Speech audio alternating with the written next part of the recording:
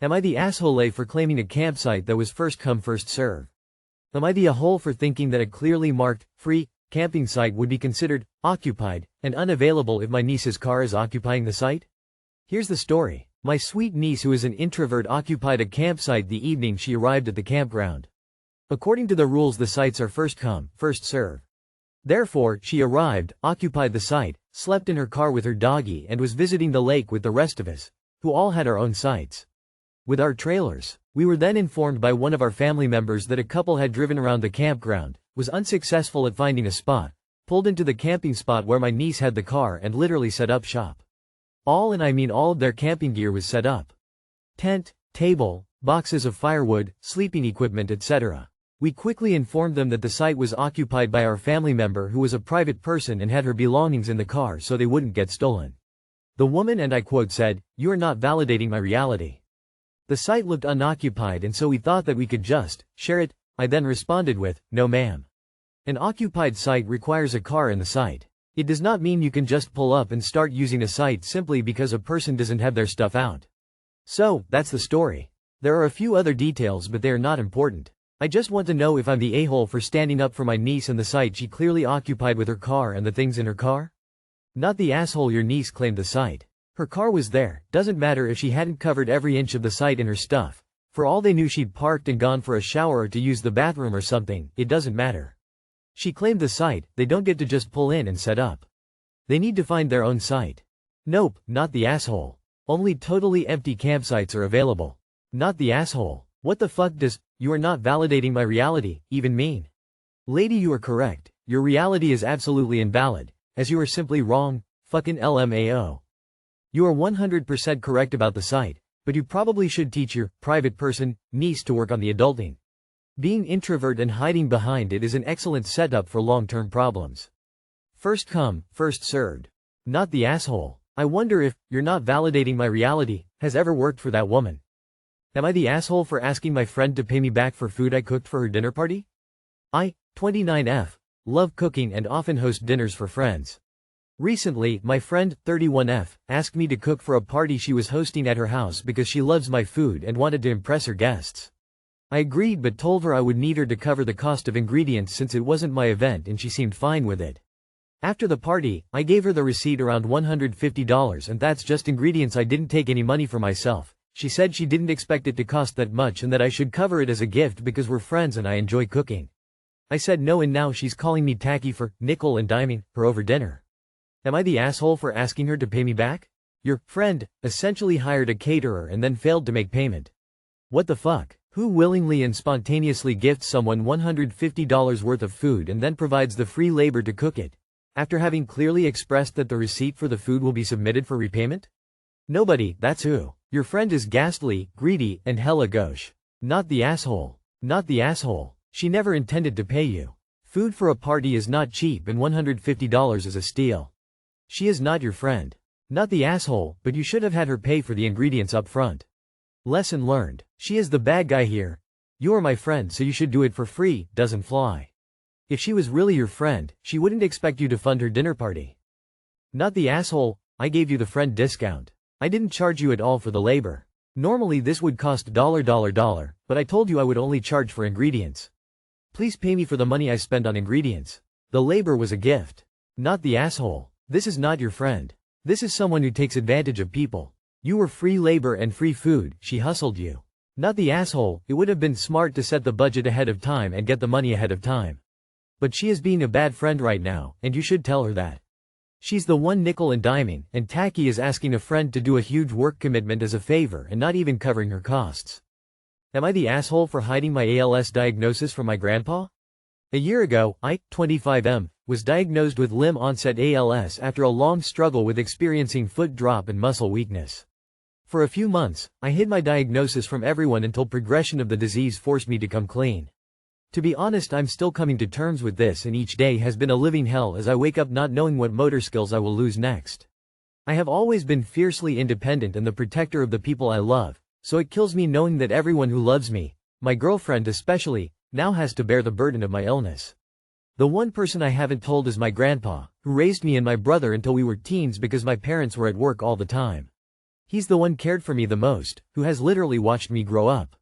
I have always promised to take care of and give him the best of everything because he sacrificed to give me as much of a happy childhood as he could.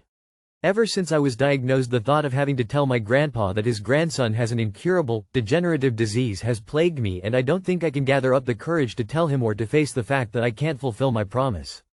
He's nearing 70 and I want him to live as happily as possible without worrying about me. The other day, we met for a family dinner. I don't see my grandpa very often now, so before the dinner I was adamant that my grandpa would not find out. My brother and girlfriend agreed to cover for me using a wheelchair by saying I'd been injured playing soccer. Grandpa accepted the excuse and all seemed to be well until my cousin, who wasn't aware my grandpa didn't know, brought it up. As I expected, he was devastated and couldn't stop asking me why I didn't tell him. Later that night, the sudden emotional shock likely triggered his heart condition. He has a history of heart attacks. My grandpa is now in the hospital and I haven't been able to stop crying.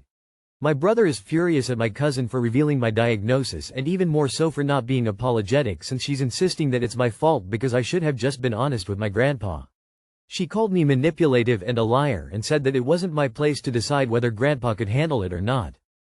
The guilt is eating me alive, but at the same time the aftermath just tells me that I was right to hide it because the news absolutely crushed my grandpa. I don't know what to do anymore except to pray that my grandpa makes it through. Am I the asshole? Edit. Thank you all for your responses and especially to those who expressed things from my grandpa's perspective. Not sure how much this changes, but my cousin's husband saw this post and now cousin is livid. My brother just got off a call with her and apparently he did actually tell her not to say anything and let me take the lead, just that she highly disagreed, so I guess this was her way of voicing her disagreement. I didn't know about this part, so I assumed benefit of the doubt that she didn't know. Again, appreciate everyone and will be hopefully visiting my grandpa as soon as we get more news about his condition. You didn't tell your cousin not to say anything, so they assumed he knew. Your grandpa is upset you hid this from him. Soft, you are the asshole. I think it's naive to think that the rest of your family will just never spill the secret, because unless no one knows, it's not a secret. Family always talks. I also think your grandpa deserved to hear it from you. That said, I understand the fear you have. You're in a no-win situation and unable to do a damn thing about it. If you can, seek counseling. Lean on your family. You don't have to be alone. Edit. Forgot something. Go to him. Explain why you were scared. I'm sure you'll understand cause he loves you. I say drop trying to figure out who is the guilty party here. Forget it. The situation is what it is. Your grandpa needs no arguing about whose fault it is. Just be there for him. And I'm sorry to hear about your diagnosis. Soft, you are the asshole. You should have told him. Your cousin is right in that you should have been honest. She is very wrong in saying that you are manipulative. The aftermath just tells me that I was right to hide it because the news absolutely crushed my grandpa. That is the exact opposite lesson you should have learned. You and your brother could have told your grandfather about the diagnosis in a controlled situation, i.e., hey, grandpa, I need to talk to you about a doctor's visit I had recently, instead of it being flung upon him at a family dinner. He's your parent. Parents want their kids to feel comfortable coming to them about anything, even earth-shattering news like this. So your cousin thinks it was her place to decide what grandpa could handle. I get that she might not have realized he didn't know a risk you took, but she is claiming you had no right to withhold your personal medical information from him. That is what makes her an AH.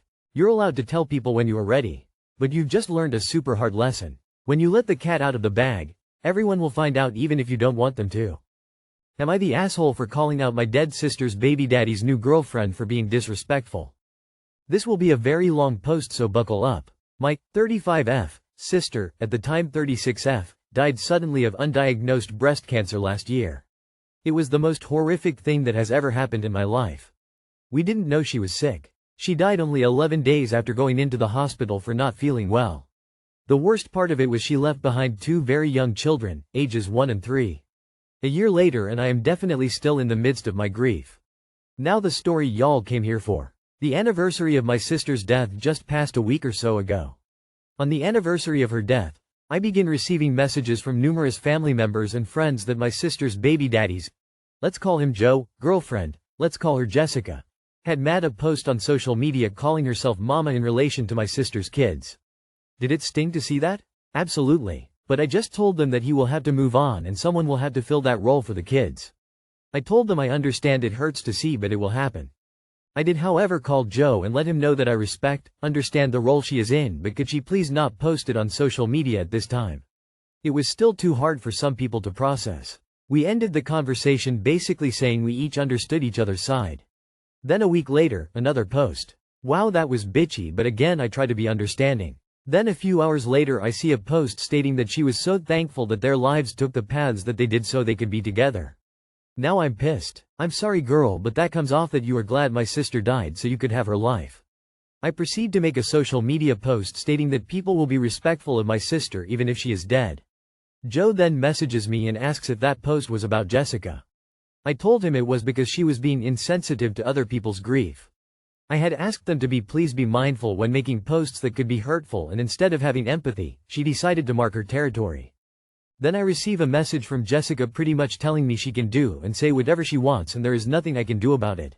Fair, but the last sentence of that message said, "It's not my fault she died and isn't here to take care of her kids." I saw red. I don't care the context she was trying to put it in. It came off as a bitchy comment. I tell them this. Both of them dug their heels in stating that she can call herself whatever she wants. I understand that, I really do, but to post it again on social media after you are told it is hurtful is just an asshole move. I didn't ask her to stop calling herself that. I didn't ask her to not let the kids call her that. I just asked to not post it on social media. Anyways, the end of these conversations ended with Joe saying that our family will never be allowed to see my sister's kids ever again. Edit.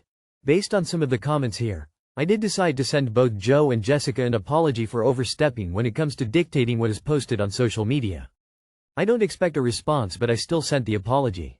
I still do in my heart know she is making these posts to be hateful, spiteful due to other context that I can't put here.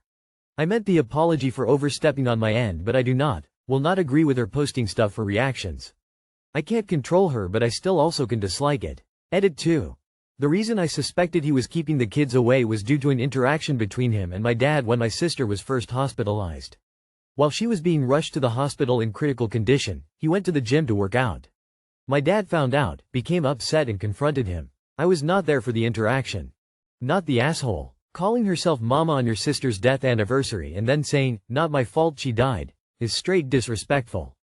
You only asked her not to post it online, and she doubled down. That's on them, not you. Not the asshole. But it may be time to consult a lawyer to see if you can have some access to the kids. Jessica is just a girlfriend and hasn't been in Joe's life that long. She shouldn't be calling herself mama yet. Maybe controversial opinion, but not even a year later and basically trying to replace their actual dead mother is not the same as stepping up for the kids. A year is too much too fast since they died. And the way she's talking about the mother is just straight up gross. Practically saying she's glad she died so she could be in their lives? EEWWWWWWW. That's not good stepmom behavior. Plus that's his girlfriend of less than a year, not a wife. Not even a stepmother. This is a mess, and fighting with them is going to make your own life harder. But it's literally what grandparents' rights are actually designed for. If one parent is dead, you have a case to legally stay in their lives. Talk to a lawyer, and get off of social media before you make it worse. Not the asshole, but I'm going just say what you aren't seeing. They don't have to let you see or being in those kiddos' lives. Be careful starting a war with them. You may lose all contact. What she said was selfish and hurtful and wrong, but she is their mother figure now. He is wrong for allowing it as well, but please be careful so you can be around to talk about their real mom as they grow. She isn't the new mom. She is the current girlfriend and hasn't even been around that long. She may be a caregiver, but that doesn't mean she is their mother.